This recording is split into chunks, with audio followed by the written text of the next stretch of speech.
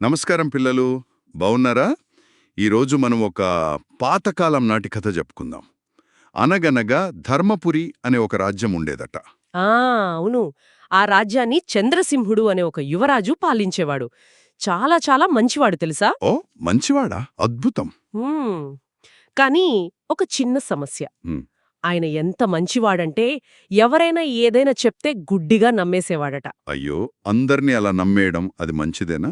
అదే కదా! ఆ రాజ్యసభలో చాణక్యుడు అనే చాలా తెలివైన మంత్రి ఉండేవారు.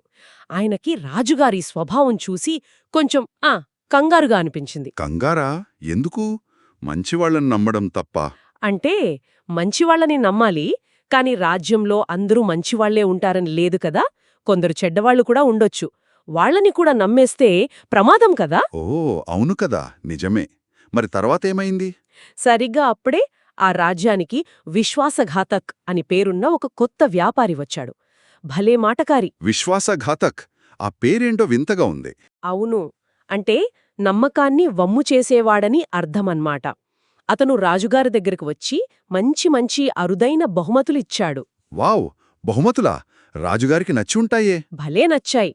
నేను కేవలం మీ స్నేహం కోసమే వచ్చాను మహారాజా అని చెప్పాడు ఆ వ్యాపారి. పాపం మన రాజుగారు నమ్మేశారా? వెంటనే నమ్మేసి అతన్ని తన దగ్గరి స్నేహితుడిగా చేసుకున్నాడు. అరేరే! కాని ఆ వ్యాపారి నిజంగా స్నేహం కోసమే వచ్చాడా? అస్సలు లేదు. కథనం ప్రకారం అతను నిజానికి పక్క రాజ్యపు గూఢచారి, అంటే స్పై అనమాట. గూఢచారా?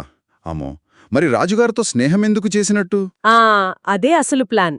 రాజుగారితో ఒంటరిగా ఉన్నప్పుడు నెమ్మదిగా మాటల మధ్యలో మన రాజ్యం గురించిన రహస్యాలు అడగడం మొదలుపెట్టాడు. ఏం రహస్యాలు? అంటే మన సైన్యమెక్కడుంది, మన దగ్గర ఎంత డబ్బుంది, యుద్ధమొస్తే ఏం చేస్తాం, ఇలాంటివన్నీ చాలా తెలివిగా అడిగేవాడు. రాజుగారు చెప్పేశారా మరి? పాపం రాజుగారు అది మామూలు కబుర్లే అనుకుని కొన్ని విషయాలు చెప్పడం మొదలుపెట్టాడు. అమ్మాయికత్వం గదా. అయ్యయ్యో! మరి చాణక్యుడేం చేస్తున్నారు? ఆయనకి తెలియలేదా? చాణక్యుడు చాలా తెలివైనవారు కదా. ఆయనకి అనుమానం వచ్చింది. ఈ వ్యాపారి కదలికలు, రాజుగారితో అతను మాట్లాడే మాటలు అన్నీ గమనించారు. అవునా? మరి ఏం చేశారు?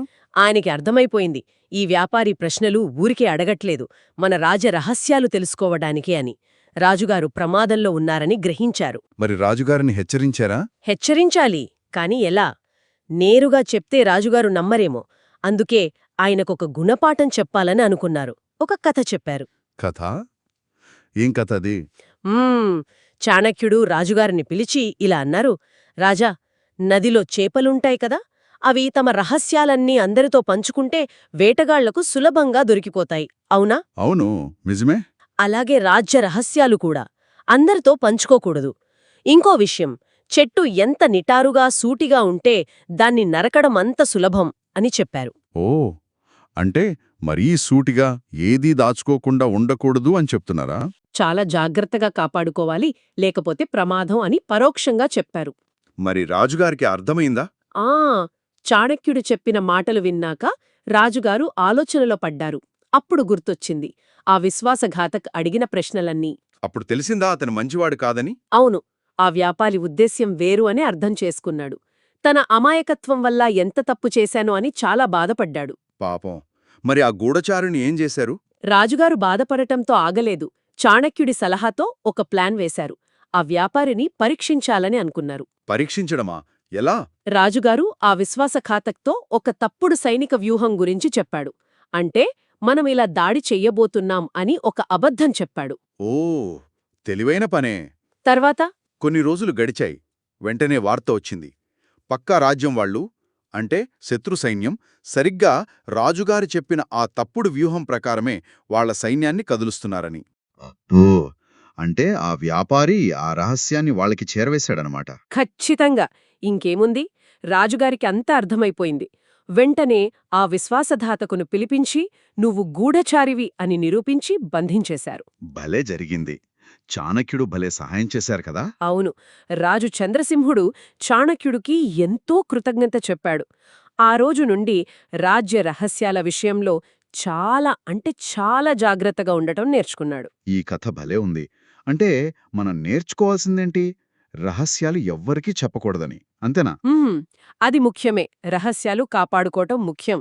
కానీ అంతకంటే ముఖ్యమైనదేంటంటే ఎవర్ని నమ్మాలి, ఎవర్ని నమ్మకూడదు అని తెలుసుకోవటం. గుడ్డిగా అందర్నీ నమ్మేకూడదు. అవును, ఆలోచించి నమ్మాలి. కొంచెం విచక్షణ వాడాలన్నమాట. సరిగ్గా చెప్పావు. అలాగే మనకు ఎవరైనా మంచి సలహా ఇస్తే చాణక్యుడులాగా దాన్ని వినాలి, తప్పు చేస్తే తెలుసుకుని మారాలి. అప్పుడే మనం కూడా రాజుగారిలాగా మంచి నిర్ణయాలు తీసుకోగలం. నిజమే. చాలా మంచి కథ. పిల్లలు, మీరేమంటారు? మనం కూడా మన రహస్యాలు, ముఖ్యమైన విషయాలు ఎవరితో పంచుకోవాలో, ఎవరితో పంచుకోకూడదో జాగ్రత్తగా ఆలోచించాలి గదా! సరే, దీని గురించి ఆలోచిస్తూ ఉండండి. మళ్ళీ ఇంకో కథతో కలుద్దాం.